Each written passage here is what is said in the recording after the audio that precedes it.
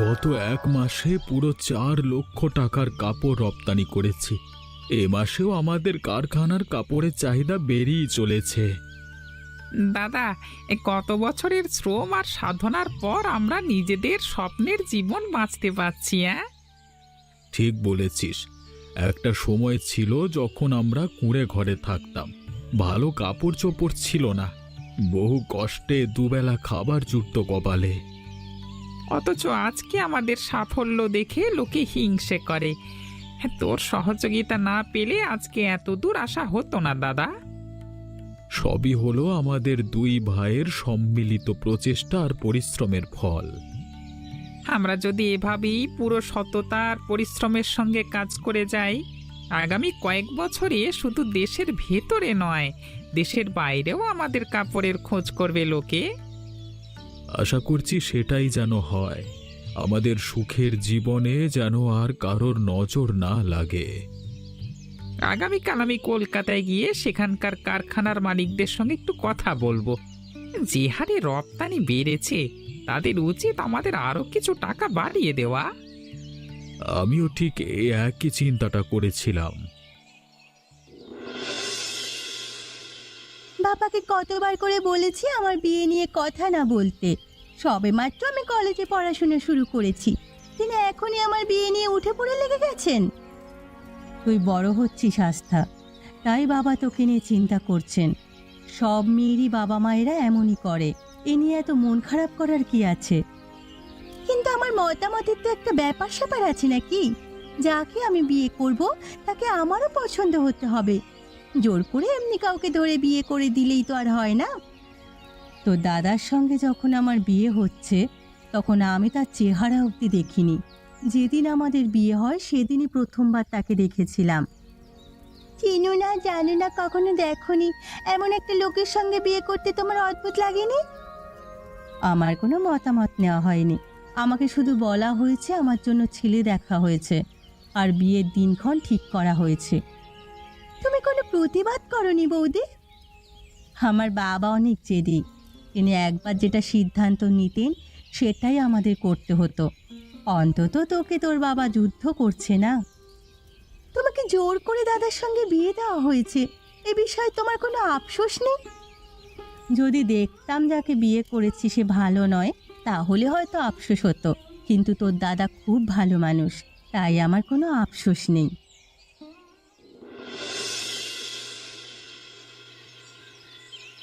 কখন থেকে দেখছি শুধু ঘুরিয়ে পেঁচিয়ে কথা বলছিস।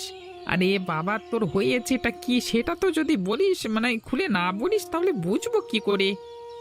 খুব ছোটবেলায় মা বাবাকে হারিয়েছি, সারা জীবন কেটেছে একাকিত্ব নিয়ে। এখন আর একা জীবন ভাল লাগছে না। তোর কষ্ট আমি বুঝতে পারছি রে। নিজের পরিবারের সঙ্গে থাকার একটা আলাদাই আনন্দ। তুই যখন কাজ ছেড়ে সারাদিন পর বাড়ি ফিরিস, তখন বাড়িতে তোর মা বাবা দাদা বৌদি তোর বোন সকলেই আছে, কিন্তু আমাকে দেখ, আমার মতো একা এই গ্রামে আর কেউ নেই। এইখানে কেন বলছিস বন্ধু? আমার পরিবার তো তোর নিজের পরিবারের মতো। আমার মা বাবাও তোকে খুব পছন্দ করে। কিন্তু দিন শেষে নিজের একটা পরিবারের দরকার আছে আনন্দ। আমার মনে হয় এবার আমার বিয়ে করে ফেলা উচিত। আমাকে কোনো ভালো মেয়ে সন্ধান করে দে। মোরালি তো আমার বন্ধু আর ছেলে হিসেবে খুব ভালো। ওর সঙ্গে যদি মানে সারদার বিয়েটা।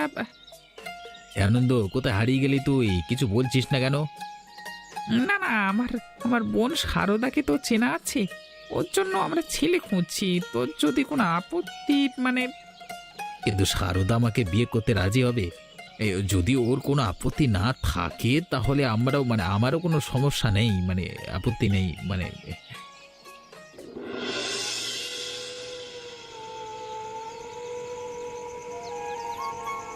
আজ কারখানায় সারাদিন কেমন কাটলো? আর বলো না গিন্নি, আজকাল কাজে এত চাপ, 2 মিনিট বসে বিশ্রাম নেওয়ার সুযোগ নেই। সকাল থেকে কর্মীদের সঙ্গে আমারও বিভিন্ন জায়গায় ছোটাছুটি করতে হয়। আপনি যদি কিছু মনে না করেন, আপনার সঙ্গে একটা বিষয়ে আমার কথা ছিল। আজ অবধি তোমার কোনো কথায় আমি কিছু মনে করেছি যে আজকে মনে করব? মনে কিছু থাকলে কোনো দ্বিধা ছাড়াই বলে ফেলো। আমার শিক্ষকতা পেশার প্রতি খুব আগ্রহ ছিল। আমার ইচ্ছে ছিল কোনো একটা স্কুলে আমি শিক্ষকতা করব। শিক্ষকতা খুবই মহান পেশা। আমাদের বাড়ি থেকে একটু দূরে যে সরকারি স্কুলটা আছে সেখানে একজন শিক্ষিকার দরকার। আপনার যদি কোনো আপত্তি না থাকে তাহলে সেই পদের জন্য আমি আবেদন করতে চাই। কিন্তু তোমার শিক্ষকতা করবার কি দরকার? আমাদের তো অর্থের কোনো অভাব নেই। সব কিছু কি আর আমরা টাকার জন্য করি? শিক্ষকতা আমার শখের মতো, আর সেই জন্যই আমি এর প্রতি আগ্রহ প্রকাশ করছি। ঠিক আছে, তুমি যেহেতু মন থেকে এটা করতে চাইছো, তবে আমি তোমাকে আটকে তোমার মন ভাঙবো না। আপনি তো সম্মতি দিয়েই দিলেন, কিন্তু বাড়ির লোকের যদি আপত্তি থাকে? তুমি আমার স্ত্রী, তাই তুমি কি করবে না করবে সেটা দেখবার দায়িত্ব আমার। আমার বাড়ির কোনো লোকের নয়। তোমার কাউকে ভয় পাওয়ার কোনো দরকার নেই।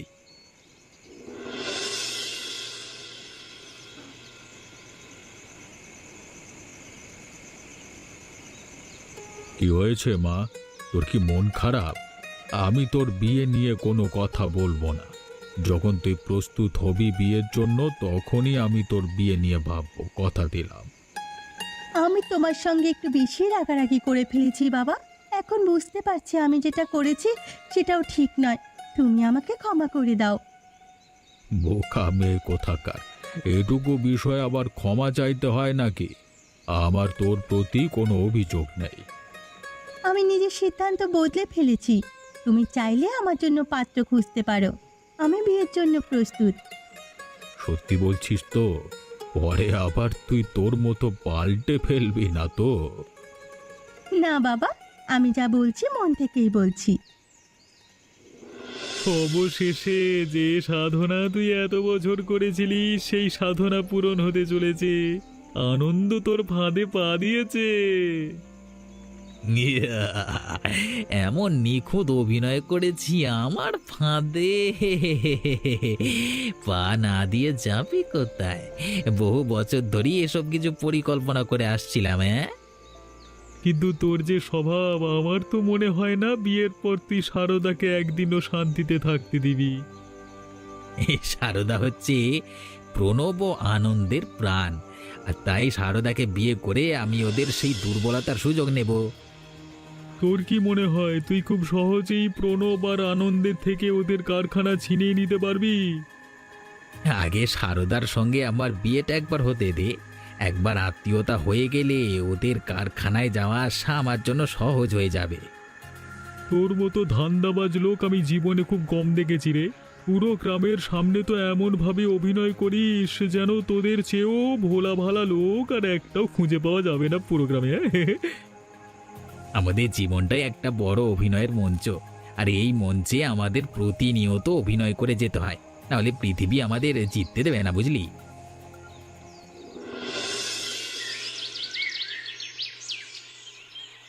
এ কিছুতেই হতে পারে না।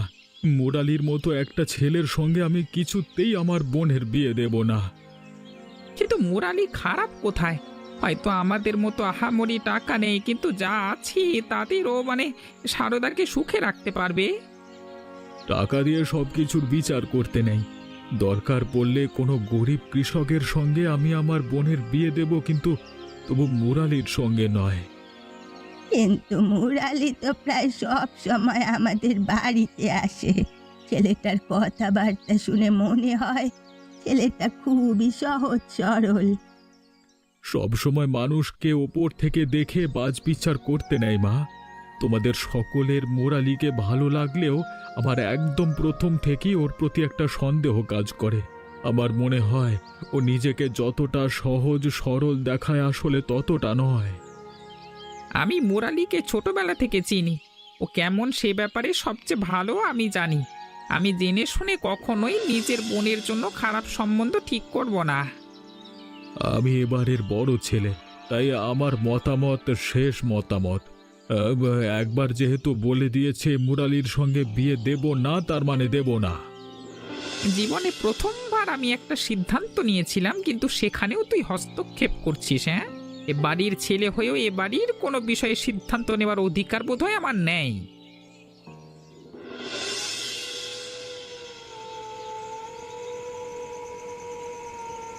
মুরালি আমার ছোটবেলার বন্ধু। আমার দৃঢ় বিশ্বাস যদি তোর সঙ্গে মুরালির বিয়ে হয়, মুরালি তোকে খুব সুখে রাখবে। কিন্তু দাদা, তিনি তোমার বন্ধু। তিনি যখনই আমাদের বাড়িতে এসেছেন আমি সব সময় তাকে দাদার সম্মানেই দেখেছি। এখন আবার তার সঙ্গে বিয়ে? জানি বিষয়টা তোর কাছে অনাকাঙ্ক্ষিত, কিন্তু আজকালকার যুগে মুরালির মতো সৎ ছেলে খুব কম পাওয়া যায়। ওরে পৃথিবীতে কেউ নেই রে। আমি জানি তুমি যা বলবে আমার ভালোর জন্যই বলবে। আর তুমি যেহেতু বলছো, অবশ্যই মুরালি অনেক ভালো মানুষ হবে। কিন্তু কেন যেন আমার মনে সায় দিচ্ছে না তাকে বিয়ে করতে। ছোটবেলা থেকে তুই যা আবদার করেছিস সব সময় তা পূরণ করবার চেষ্টা করেছি। কখনো তোকে কোনো বিষয়ে বাধা দিইনি। আর জীবনে প্রথমবার তোর কাছে একটা জিনিস আবদার করছি, তুই সেটাও রাখবি না? এমন ভাবে কেন বলছো দাদা? তুমি মনে কষ্ট পাও এমন কোনো কাজ আমি করব না। কিন্তু জয় করতে আমার মন সাড়া দিচ্ছে না, সেটা আমি কিভাবে করি? বুঝে গেছি, প্রণব দাদার মতো তোর কাছেও আমার মতামতের কোনো গুরুত্ব নেই। ঠিক আছে, কোনো সমস্যা নেই, আমি আর তোকে জোর করব না। এই যে দেখো, তুমি তো দেখছি আমার ওপর অভিমান করে বসে আছো। এ বাড়িতে আমার কোনো অধিকার নেই, অভিমান করে কি হবে? উফ, আচ্ছা বেশ, যেহেতু তোমরা সকলে চাও মুরালির সঙ্গে আমার বিয়ে হোক, তবে তাই হবে, আমার কোনো আপত্তি নেই।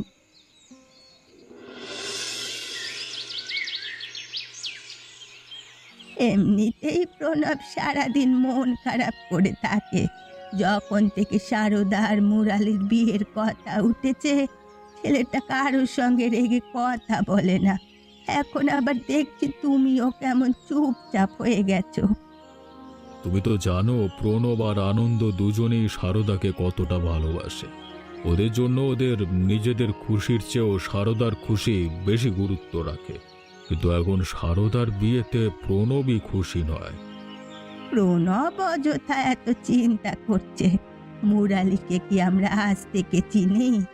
আমার মন বলছে ছেলেটা সারদার জন্য সব দিক থেকেই ভালো হবে। একদিকে আনন্দের জেদ, অন্যদিকে প্রণবের অভিমান, সব মিলিয়ে আমি কোনো সঠিক সিদ্ধান্তে আসতে পারছি না। আদেও কি মুরালির সঙ্গে বিয়ে দেওয়ার সিদ্ধান্তটা যৌক্তিক? আনন্দ মুরালির সঙ্গে কথা বলে ফেলেছে, বিয়ের কথা পাকাপাকি হয়ে গেছে। এখন যদি আমরা সিদ্ধান্ত বদলাই তাহলে আনন্দ তার বন্ধুর কাছে ছোট হবে। আনন্দের কথায় প্রথমের দিকে রাজি হয়ে গেলেও এখন কেন জানি চিন্তা হচ্ছে, আদেও কি আমার মেয়েটা সুখে থাকবে?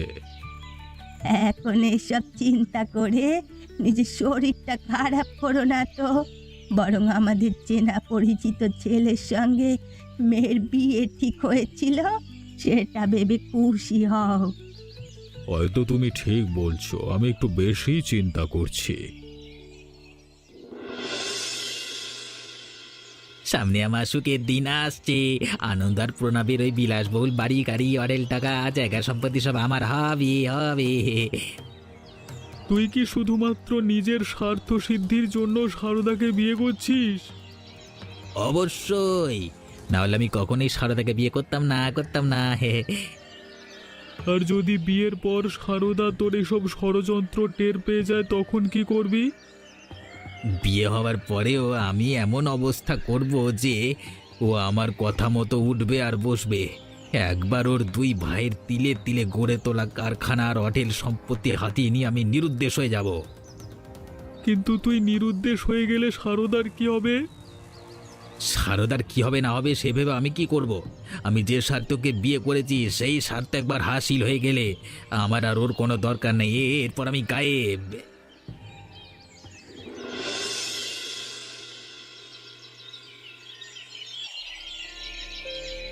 না বাবা, মাত্র 2 মাস আগেও আমাদের কারখানায় 5-10 লক্ষ টাকার ব্যবসা করেছে, অথচ হঠাৎ করে এমন অবনতি এভাবে কিছুতেই মেনে নিতে পারছি না। আমারও মনে হচ্ছে কোথাও না কোথাও একটা ঘাপলা আছে, না হলে হঠাৎ করে 2 টাকা নয় পুরো 10 লক্ষ টাকার ক্ষতি। আমার মনে হয় আমাদের কারখানায় বহিরাগতদের আগমন বন্ধ করা দরকার। আশা করি তুমি বুঝতে পারছো আমি কার কথা বলছি।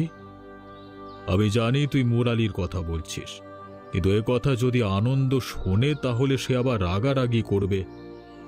আমার জন্য আমার কারখানার ক্ষতির চেয়ে কারোর বন্ধুত্ব বড় নয়। আমার মুরালির উপর সন্দেহ হচ্ছে। অন্তত ওকে যতটা ভালো মনে করেছিলাম আসলে ঠিক ততটাই ধূর্ত ও। আমিও তো চেয়েছিলাম সারদার সঙ্গে ওর বিয়েটা ভেঙে দিতে, কিন্তু তোর মা আমাকে আটকে দিল। না জানে আমার মেয়েটা ওর সঙ্গে কেমন আছে। এখন কেন আফসোস করছো? যখন আমি প্রথম বলেছিলাম তখন তো আমার কথা শুনলে না। তখন তো তোমাদের সবার মনে হয়েছিল মুরালি খুবই সৎ ছেলে।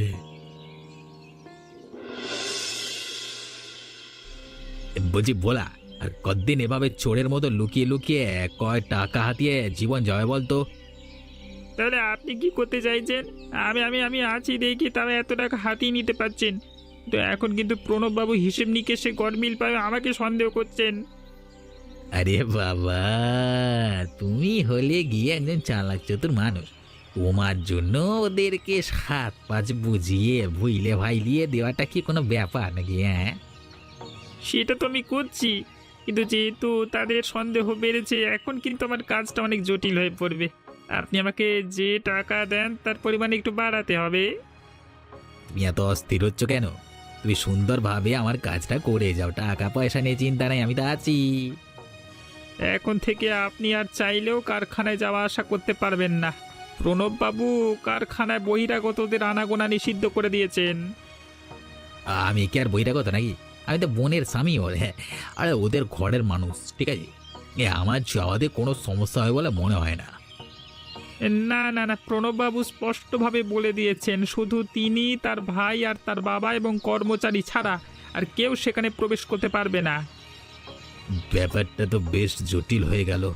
তার মানে প্রণবের মনে গুরুতরভাবে সন্দেহ ঢুকে গেছে। আচ্ছা, এখন থেকে আমরা এবং আপনার আলাপ আলোচনা সবগুলি কারখানার বাইরে কোথাও করতে হবে। যতক্ষণ আপনি আমার পকেট ভারী করতে থাকবেন ততক্ষণ আমি আপনার কাজ মনোযোগ দিয়ে করবো, নাহলে করবো না। ধর,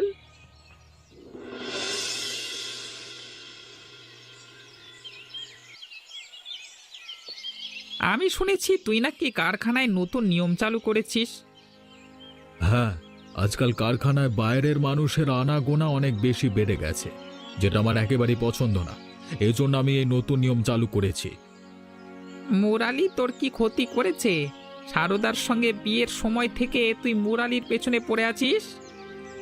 আমি তোকে আগেও 1000 বার বলেছি ওকে আমার পছন্দ নয়। হয়তো আমার কোনো ক্ষতি করেনি, কিন্তু মাঝে মাঝে কিছু মানুষের চেহারা দেখলেই বোঝা যায় তার মন মানসিকতা কেমন। এইসব কথা বলে তুই আমার বন্ধুর অপমান করছিস। ওর মন মানসিকতা যেমনই হোক তোর মতো নিচু নয়। মুখ সামলে কথা বল আনন্দ। ভুলে যাস না আমি তোর বর দাদা, তোর বন্ধু নই যাকে তুই মুখে যা আসবে তাই বলে যাবি। আসল কথা বলে তো সব কিছুতে তুই নিয়ন্ত্রণ চালাতে চাস। তুই নিজের পছন্দ করে এ ছেলের সঙ্গে সারদার বিয়ে দিতে চেয়েছিলিস, যেটা পারিসনি, তাই এসব নিয়ে এখন করছিস, তাই তো? যখন থেকে মুরালি আমাদের কারখানায় আনাগোনা শুরু করেছে তখন থেকে আমাদের বেশ কয়েক লক্ষ টাকার ক্ষতির সম্মুখীন হতে হয়েছে। তোর মনে হয় না এর পেছনে কোনো কারণ আছে? মুরালি এমন একটা মানুষ যাকে আমি চোখ বন্ধ করে বিশ্বাস করতে পারি। তুই আমার চোখে ওকে নিচু করবার জন্য এসব পরিকল্পনা করলেও কোনো লাভ হবে না। বেশ, মুরালি তো আজকে নিজের ভাইয়ের থেকেও বেশি বিশ্বাসযোগ্য মনে হচ্ছে। যেদিন আমার কথাগুলো সত্য হবে সেই দিন আমাকে স্মরণ করবি।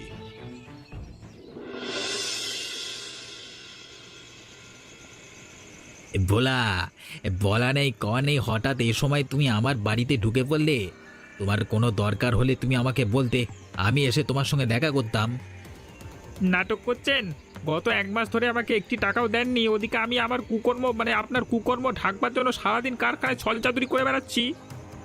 আস্তে কথা বল, দয়া করে আস্তে কথা বল। আমার স্ত্রী সারদা বাড়িতে নেই, ও যে কোনো সময় বাড়ি ফিরে আসবে। যদি একবার কানে যায় এসব তখন সর্বনাশ হয়ে যাবে। শুনুক, তারও তো জানা দরকার তার অজান্তে তার স্বামী তার ভাইদের পরিশ্রমের টাকা মেরে দিচ্ছে। এ কথা যদি আপনার স্ত্রী জানতে পারে আমার মনে হয় না তিনি আপনার সঙ্গে সংসার করবেন। আজ অবধি তুমি যখন যত টাকা দাবি করেছো আমি সবটাই দিয়েছি। এই প্রথম আমার একটু টাকা দিতে দেরি হচ্ছে, তাই বলে তুমি এসব করবে? এসব আবেগী অভিনয় আমার সঙ্গে করবেন না। নিজে তো আরামে বসে বসে ওদের পরিশ্রমের টাকা মেরে খাচ্ছে, যত সব ঢপ বাজ আমার সহ্য হয় না, ইয়ার কি মারছে যত সব। আমি নতুন ব্যবসা চালু করব ভাবছি, সেই জন্য আমার হাতে এখন টাকার অভাব চলছে। শেষবারের মতো বলে যাচ্ছি, যদি 3 দিনের মধ্যে আমাকে 2 লক্ষ টাকা দিতে না পারেন, তাহলে আপনার সব কুকর্ম আমি প্রণব বাবুর কাছে ফাঁস করে দেব। দেখলি তো মুরালি, এবার তো লোভ এখন তোকে পেয়ে বসেছে, এবার কি হবে? তাহলে আপনারা যা কিছু বলেছেন সবই আমি শুনে ফেলেছিলাম। যদি আপনি মুরালির সব সত্য নিজের পুলিশের কাছে গিয়ে স্বীকার করেন, তাহলে আমি আপনাকে 5 লক্ষ টাকা দেব। 5 লক্ষ টাকা? আপনি সত্যি আমাকে এতগুলো টাকা দেবেন? অবশ্যই, কিন্তু আগে আপনাকে পুলিশের কাছে গিয়ে সব সত্য বলতে হবে, কেননা আপনি একমাত্র সাক্ষী যে নূর আলী সব কিছু ধরিয়ে দিতে পারেন।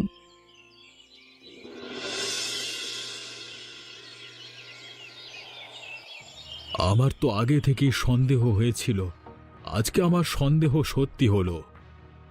যে বন্ধুকে বিশ্বাস করে আমি নিজের দাদার বিরুদ্ধে দাঁড়িয়ে গেলাম, নিজের আদরের ছোট বোনকে তার সঙ্গে বিয়ে দিলাম, আজকে সেই এত বড় বিশ্বাসঘাতকতা করলো।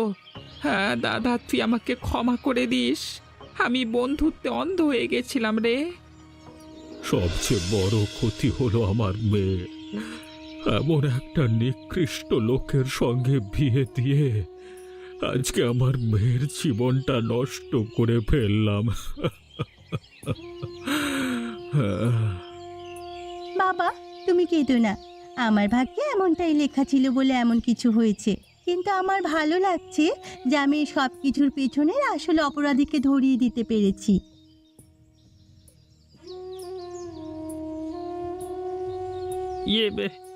সারদা দেবী, আপনি আমাকে মানে যেমনটা করতে বলেছিলেন আমি করেছি। এভাবে যদি আমার 5 লক্ষ টাকা। 5 লক্ষ টাকা? আমি জানতাম টাকার লোভ না দেখালে আপনি স্বীকারোক্তি দেবেন না, আর তাই আমি আপনার সঙ্গে এই পুরো চালাকিটা করেছি। বোন, তুই সত্যি খুব বুদ্ধিমতী রে। আজকে তোর কারণে মুরালি ধরা পড়ে গেল, আমাদের কারখানা দেউলিয়া হওয়া থেকে বেঁচে গেল রে। এমনই মজার মজার গল্প দেখতে আমাদের চ্যানেলটিকে সাবস্ক্রাইব করতে ভুলবেন না।